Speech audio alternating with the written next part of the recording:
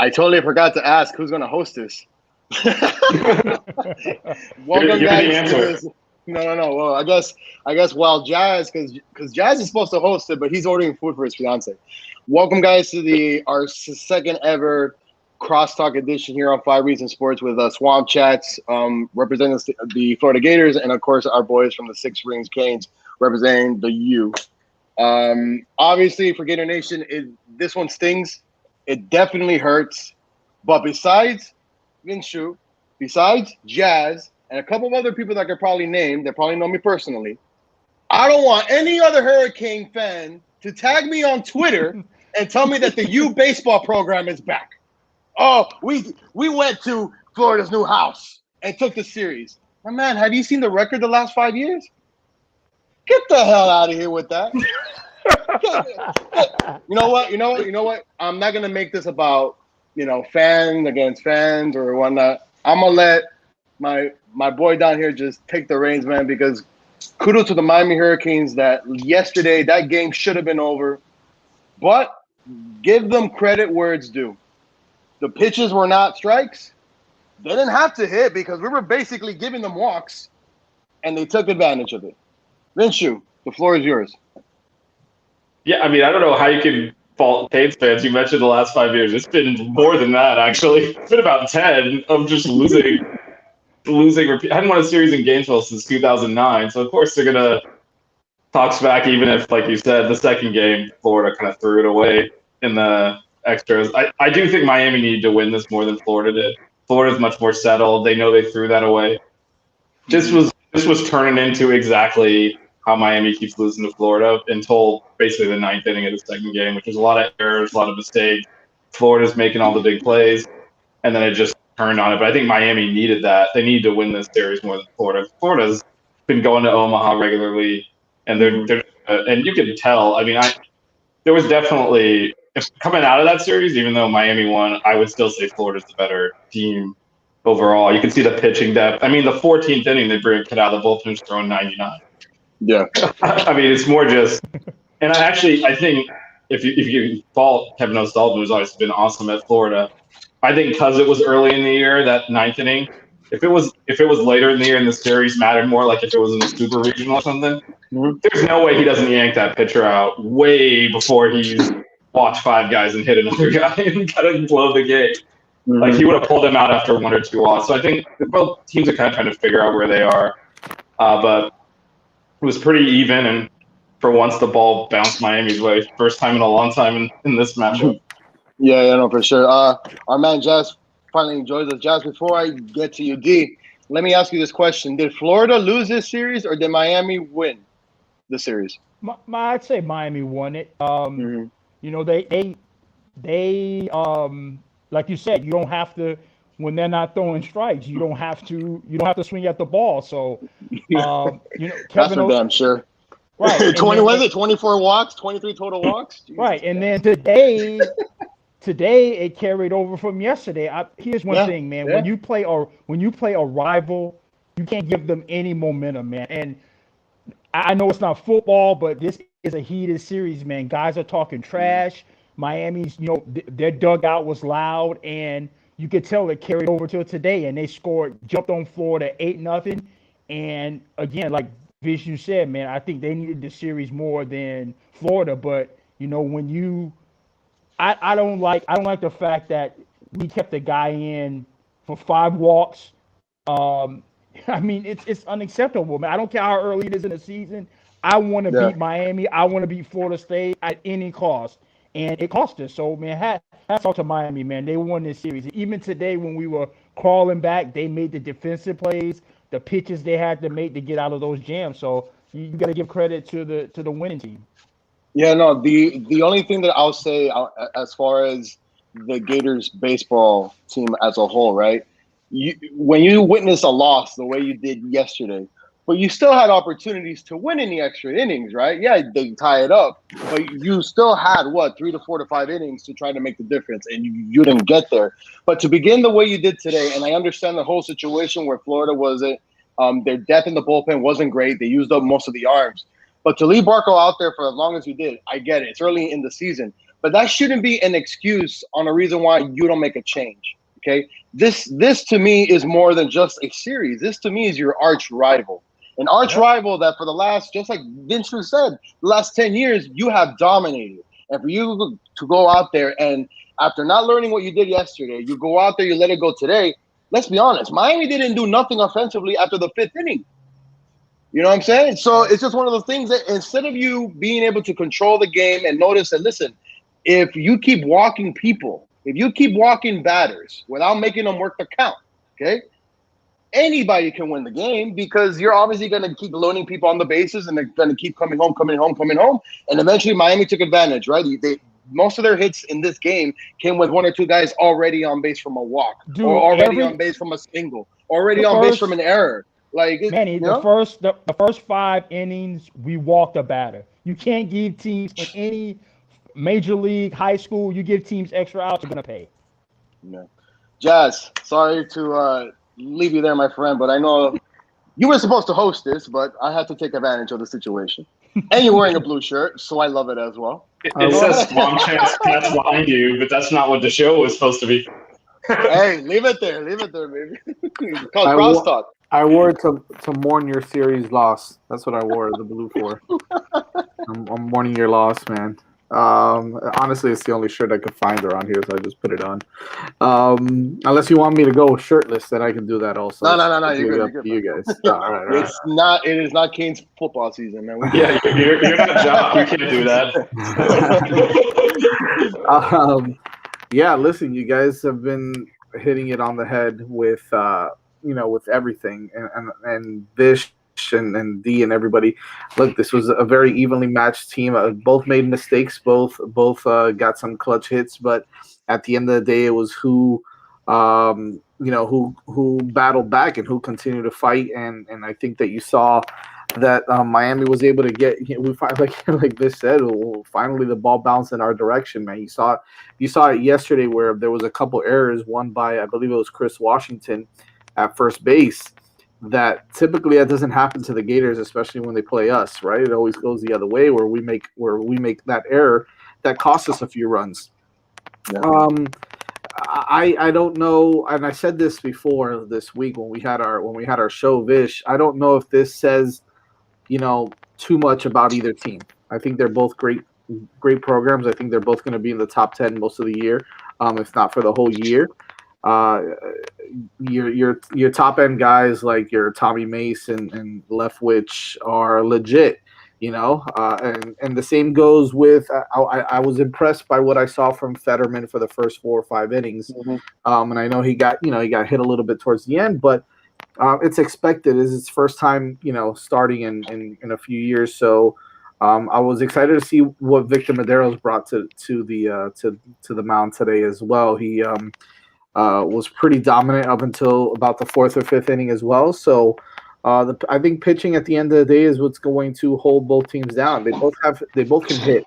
That kid, what's that kid's name? Jordan Butler. My goodness, I mean, we couldn't get him out the whole entire series, and Judd Fabian didn't even get hot, right? He struggled most of the weekend. So, and you saw that from. And by the way, Vish, I'm not a huge fan. I know he hit 24 bombs 2 years ago, but I'm not a huge fan of Alex Terrell against top end pitching. Against other guys that are a little bit less talented, yeah, he rakes. But I don't know if we've ever seen him really, hit guys like a Tommy Mace or some of the top end pitching talent that there is in the country. I think he struggles at times. So you're probably going to see what happened a couple years ago with him maybe dropping the lineup a little bit as well to get better pitches to hit. But the same could go for some of the guys on Florida's lineup. I just think it was an evenly matched series. Again, the ball bounced in our favor last night, and again today we got lucky that I guess lucky, but at the same time, we walked too many guys, and we got out in front early, and we were able to hold on, with those rallies that you guys had in the later innings also. So, I like what I saw from Carson Palmquist, who Vish you mentioned a lot as well. I haven't seen him throw too much, but I like what I saw to him. Ben Wagner did all right as well. So, and then on the other side, that kid, what's his name? Franco Aleman. FIU, man. FIU, a former guy, which when he was going up there around 25 to 30 pitches, I said to myself, this is trouble. You know, he pitched the day before, and it's just it's quite clear. Nothing to take away from the Miami Hurricanes, man. Absolutely nothing. I just feel, indeed, let me know if you're with me, but I just feel that we let it happen, man. We did not take advantage. We did not finish, and we definitely had no discipline today. Because once again, after blowing us a lead in the ninth inning, going through all those types of emotions that we all had to go through all those 4 or 5 extras, to lose, and then all of a sudden you wake up today in the rubber match and you show up, and you basically you basically don't show up. But still, to me, it was just a game of emotions for the Gators. It always is. It was a game. If this was playing, Alabama, or this was playing maybe even Florida State a little bit, but we know that the Miami-Florida baseball rivalry in baseball, unless you really are very into it, it can get pretty damn exciting, right? So to wake up, you're at home, new ballpark, you gotta take advantage of that, and to be down 8-0. And once again, the walks are still coming in. I just feel like the Gators hurt themselves more than anything. D, right, D? Are you kind of with me? Because we got to give credit to them. We do, but I feel like we killed ourselves. Yeah, like we said before, man, when you let a game like that get away, it gives the underdog team Miami confidence. And it clearly rolled over till today. They came right out the first inning where they scored 4 runs, and then they kept adding on. 5-0, and then the third inning was 6-0, but the third inning was 8-0. Yeah, it just felt like it was a roller coaster. They were confident from Saturday night's victory, and it rolled over. You got to give them credit, man. I have as much as we want to blame the Gators for Saturday, we can do that, but the other team has to take advantage of it, and Miami did it. So you have to give them credit for that. And you saw the same thing Friday night. I mean, we loaded the bases. Yeah. Jazz. So funny you finally brought this up. I had a bad feeling once again because after seeing the first game where we struggled to close you out, I kind of said to myself, it's not how you start, it's how you finish. And to me, the winning game 1 was a relief more than, wow, we finally did it, because I saw a little bit of the immaturity happening. And it rolled over to the ninth inning yesterday. And for today, it's just shown, right? It blew up in full effect from the get-go.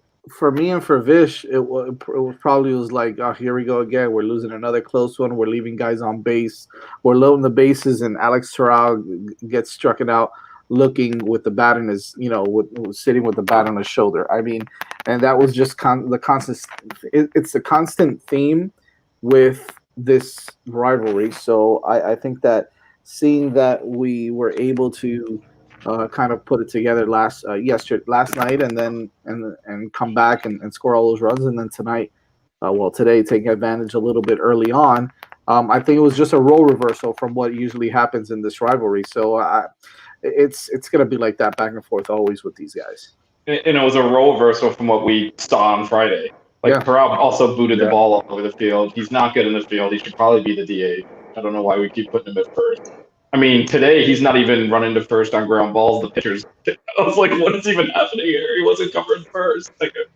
And then on the base paths getting thrown out at third base. I mean, what was he thinking? It was like he was rounded second when that ball was at third. There was no way he was making that. But I think he just needs to DA and not play in the field. If he can't even get to first on a ground ball to second to cover it, so the pitcher has to, But overall, you saw those mistakes kind of migrate over to Florida, really starting in the middle of the second. Because that game was, we talk about the ninth inning, but it was 8-3.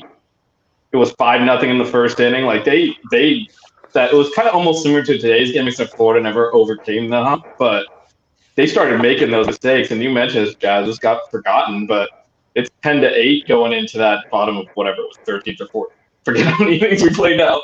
Because they dropped the ball. Like it was a ground ball out to end the inning and go into the bottom half at 9-8, and first baseman just drops it. They end up scoring one run that would have tied it. Said they lost. Like those are the mistakes that we've been making, and it kind of went the other way this time. Yep. Yeah, absolutely. Well, you know what? Listen, at the end of the day, all we can hope for is for a great series. I think we certainly got that, but I mean, again, nothing to take away from what the Miami Hurricanes did. It just feels like the Florida Gators, they didn't take advantage. And once again, I think Sully, he overthought himself a little bit. It's like today I was getting into it with Gator Nation when I kind of said, listen, after witnessing what happened yesterday, today you have to take it, kind of see things a little bit different. And to me, it just feels like I understand there wasn't a lot of arms there, but you can't be thinking about that in the first inning. Okay, because you brought another 3 to 4 pitchers during the game, regardless, right? So instead of you letting the game be 2-0, 3-0, 4-0, you let it out of hand where all of a sudden you have to come back from 8 runs. And I don't care who you are, right? I mean, you can have the greatest offense in the country, which the Gators do have, but then what was it? 3 situations of bases loaded today. We were basically Miami all of a sudden. We couldn't hit a single hit with the bases loaded at all. The guy hits a line drive, then he gets tagged out. I mean, then he gets tagged out. So the same thing that Jazz just said that always happens to Miami: bad base running, striking out, and the bases loaded. All of a sudden, the roles were reversed, and to me, yesterday was the key to that. And it's one of the things that I think throughout the season, Sully's going to have to, this team needs to mature quickly. Okay, I just feel like without having that number 1 tag on their shoulders, I think it's going to be a little bit of relief for these kids, for this program a little bit. Not to say that, it's going to hurt them down the line. But this series type of loss in your opening ballpark should sting. It should hurt. And we should definitely see it much better for them, going forward. Miami, to me, has a season of crapshoot doing me, right? I don't see any other team in the ACC actually competing with them if they play well. When it comes to, so. Listen, let's go back to something. Look, baseball is a funny sport, man. The ball bounces in crazy ways. You can hit an absolute laser, and it just finds a glove. So the play with CJ Kafis with the line drive, he happened to be positioned well, where he was able to make a good play, and reactions are crazy in baseball, man. A line drive gets hit that hard, and you can't really blame the guy that was running at first base for what he did. It's tough. It's tough for him to get back on the bag. It's just proper positioning. You were in the right place. The ball was hit right at you. Kafis made a play and then tagged the guy out. It was a good play, but at the end of the day, the ball just found the mitt, I guess you can say, and that happens a lot in baseball, man. You see it all the time with easy ground balls, and guys are booting it all over the place. You saw it last night with Chris Washington taking his eye off the ball for 1 second, trying to snatch the ball as opposed to just letting it fall into the glove, and he bats the ball down and creates an error. So I mean, it's it's a game. It really is, as cliche as it sounds. It's a game of inches, and there's little things that go either way that can change the outcome. And momentum is huge in baseball, just like it is in football. It's huge because you have such a the crowd as well. But in baseball, man, momentum is huge. If you walk too many guys, or if you fall behind 2-0 and you just groove one right over the middle, the guy's gonna I mean, and that's what you're supposed to do, right? I'm not saying that everybody does that, because I've seen, again, I want to come back to Alex Terrell, who drives me crazy at the plate, because that kid is so damn talented. To me, I just don't feel like there's something going on with his swing. And I've said it all along, and I know 24 bombs is 24 bombs, but at the end of the day, man, there's certain things that I think he needs to fix with his swing in order to kind of move up, and kind of level up. And when you're sitting dead red, you should be sitting dead red on and what, I learned this from a guy that used to play at the University of Miami, getting coached by him, which is Manny Crespo. And if anybody knows Manny Crespo, he's a hell of a coach, number one. Number two, he was an amazing player at the University of Miami. And he told me once this, he goes, I never once did not sit dead red on a fastball.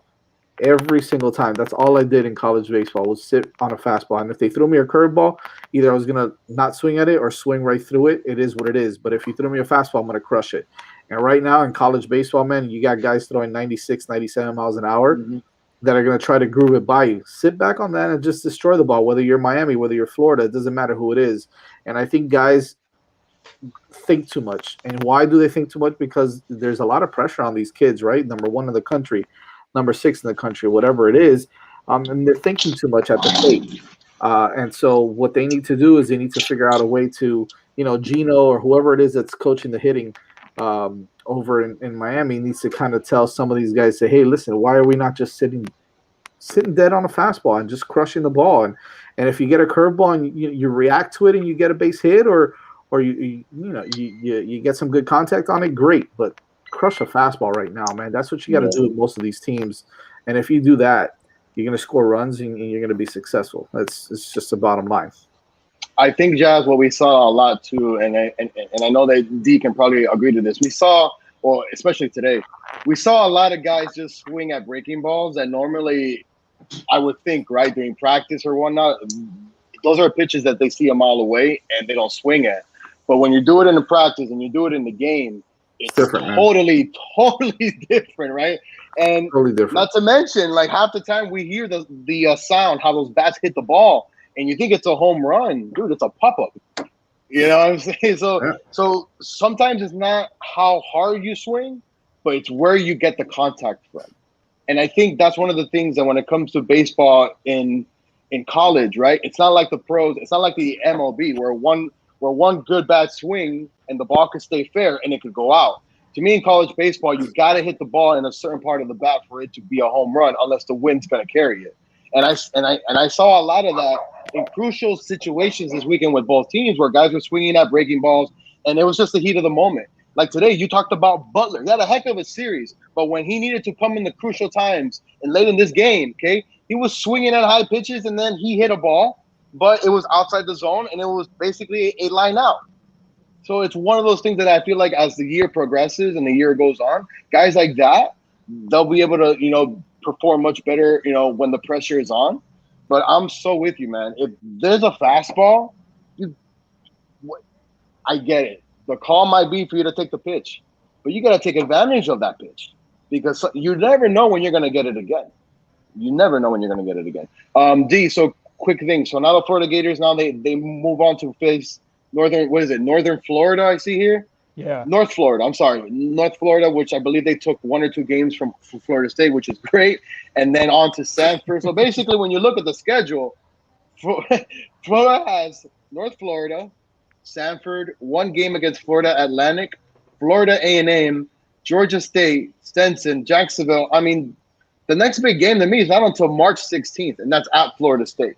So what do you want to see within, let me see, there's 2 games there. There's 8, 9, 10, 11, 12. There's almost 20 games here up to March 16th when you go to tally. What is it that you want to see different from Sully's ball club? Less walks. Amen. I agree with you. That's it. You cannot give, I don't care who it is, you cannot give teams extra outs. You got to get ahead of these hitters.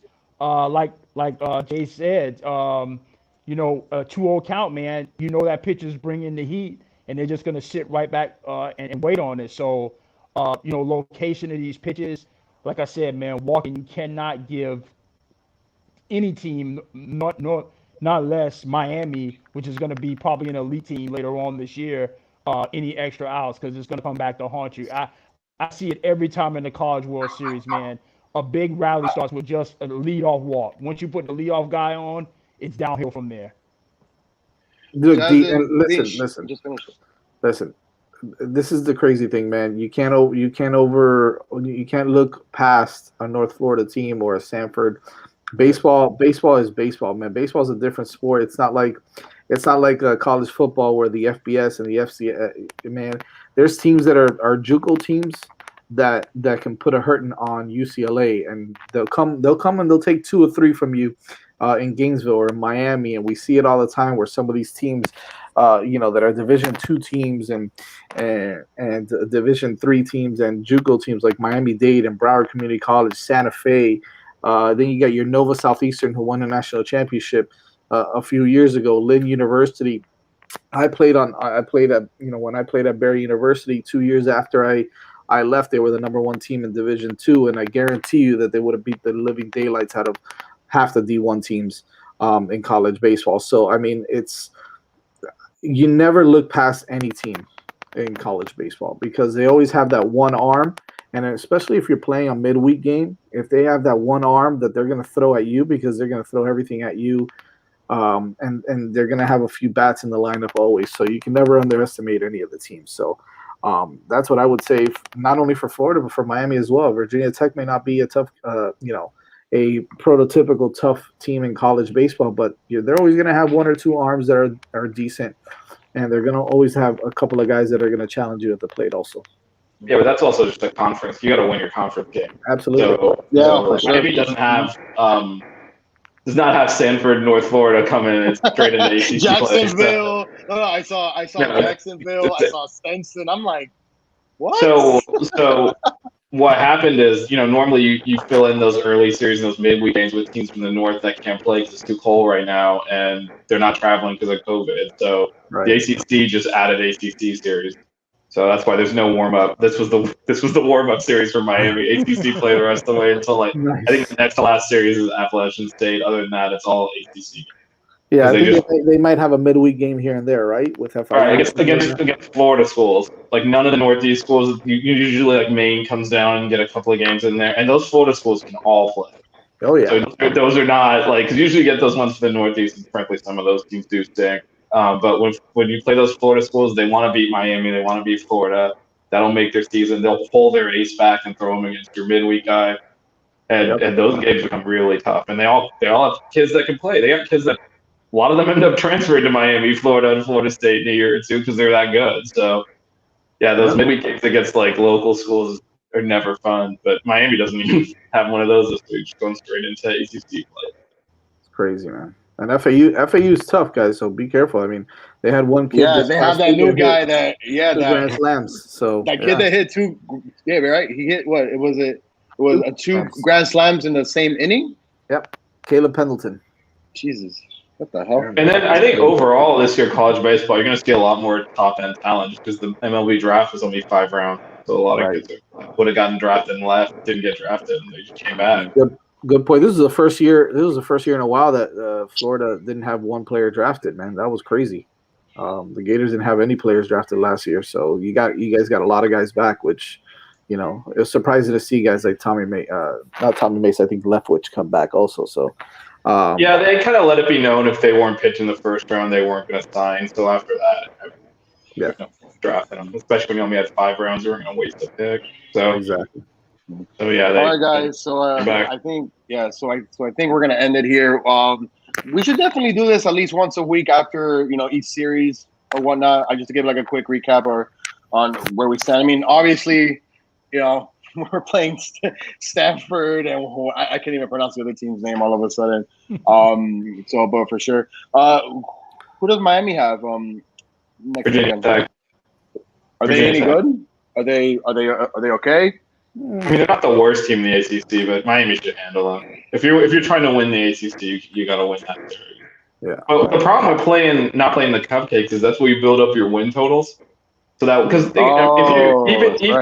even when you win a weekend series, that's always a good thing when you're playing in your conference. That's just 2-1, and then if you lose one, you're back to 500. It's very hard to build a record when all you're playing is conference games. So they need to sweep some of these that normally you're thinking 2 out of 3 is okay. They kind of need to sweep some. Oh yeah. Today I was listening. I heard today I was listening on the Gator broadcast. It said Miami always starts the year with Rutgers every year. Oh, I know. We lost our free Rutgers sweep. We did. We lost our free Rutgers sweep. I know, man. It's normally Rutgers and Maine and all these other teams from the Northeast that come down. Manhattan. Manhattan too. Yeah. Although Manhattan's pretty good. They get No. Stony Brook. Stony Brook. Stony Brook's not a joke, man. They were in the College World Series a couple years ago. I think we've lost to some of those teams. You're name dropping, so I'm not going to say anything. But definitely, starting the year with Rutgers is definitely. I mean, it's a good thing. That's why at the beginning I said it's important that Miami won this series because, I mean, it was looked like going into the ninth inning yesterday. They were looking to trend towards like an 0-3 start, then having to work it back in ACC play would not have been easy. Because there's not really any out of conference like easier series to rack up some sweeps and kind of run up those high win totals. All right, guys. So I think that's about it. D, you got any final comments?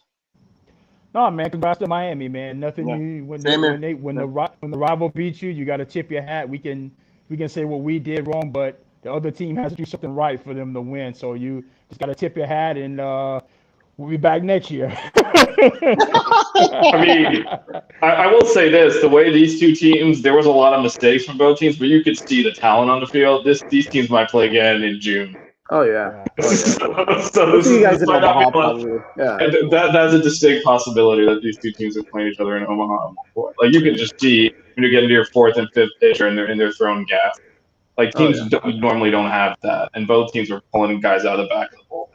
This is going to be they're both going to be completely different teams in June, and even better, and that's the scary part. So, any final thoughts, Jazz?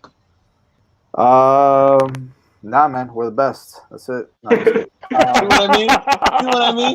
what I mean? Hey, if you if we beat you, doesn't that make but right now we're number one. Right? Yeah, that's the champs. He is sounding like the typical Kane fan. When the show started, I said, I don't want any fan that I've never seen tweet about baseball. All of a sudden, yo, we beat Florida. Yeah, we're number one. That's not me, though. I'm a baseball guy. Man, we did a pregame show on this network last week. What are you talking about? You produced it. Minshew, you better tell your boy Sebastian Pub. I don't know if you run that account. I do not. Jokes, man. He got jokes, man. That's all I gotta say. He got jokes. He is following Gators baseball on alerts on Twitter. Trust me. I don't know. I got someone else running that for me because of that. Okay. I stay above the fray, man. I stay above the fray and let him do the work. These Canes fans, do you have specifically alerts, right? When a Florida team or whatever program tweets, they just magically reply in less than 10 seconds. Especially after a loss, it's after 2 seconds. So it's like it never fails. Dude, I told you, I'm telling you, bro, whenever Florida and Miami meet in anything, I don't care if it's a pizza eating contest, baseball, they want to beat each other. And that's the way it should be. That's why these teams should play in football, basketball, baseball every year, man. There's nothing like a state of Florida rivalry, man. I don't care. We can just take a forfeit in basketball, but yeah, we can play in football. You can play basketball. Why bother? Unless you guys want like a warm up or keep some guys loose for some actual competition. You guys, listen. You guys are it's solid, man. It was a great weekend. Great series, and it could have gone either way. And that's the beauty of the game, especially with these two top-notch programs. So hats off to both. I think we're both gonna have a great season, and we'll probably see each other, like Vish said, in Omaha. It'll be fun to watch for sure. For sure. All right, guys. Thank you so much for joining us. This has been the second ever crosstalk between Swamp Chats and Six Rings Canes. We'll definitely have another one next week. I know the Six Rings Canes show will be on every single Thursday. Also potting. They're an extension of the Five Rings Canes. Is that correct, Jess? Yes, sir. You got it. Rings Canes. D, we'll talk sometime next week after the Stenson, right? It's a Stenson? Stetson. Get it together, bro. Like the cologne, bro. Like the cologne. You're laughing now. Stetson is not that bad. Like all these Florida schools have a bunch of kids that can play. And so you got to be careful. All right, guys. Thank you for joining us. Have a great rest of your night.